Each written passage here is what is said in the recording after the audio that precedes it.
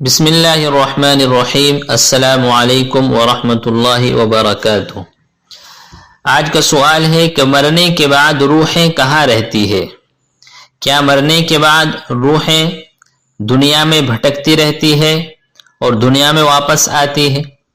تو اس سلسلے میں ہمیں یہ سمجھنا چاہیے کہ ہم مسلمانوں کا یہ عقیدہ ہے اور قرآن کریم کے اعتبار سے جو بات ثابت ہے کہ نیک لوگوں کی وفات کے بعد ان کی روح علیین میں ہوتی ہے، جبکہ کفار اور فاسق اور فاجر لوگوں کی روحیں سجین میں ہوتی ہے۔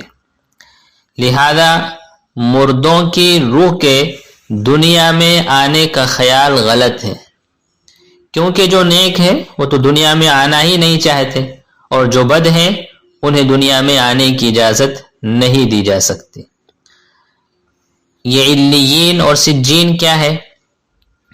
علیین مؤمنین، متقین، پرہیزگار لوگوں کی روح کی جگہ ہے جہاں پر ان کی روحیں رہتی ہے، اور سجین یہ کفار و فساق و فجار کی روحوں کا ٹھکانہ ہے، اور علیین یہ 7ویں آسمان میں زیر عرش کے نیچے ہے، اور سجین یہ 7ویں زمین کے نچلے طبق میں ہے جو کفار اور فساق و فجار کی روحوں کا ٹھکانہ ہے، اور علیین یہ نیک لوگوں کی روحوں کا ٹھکانہ ہے۔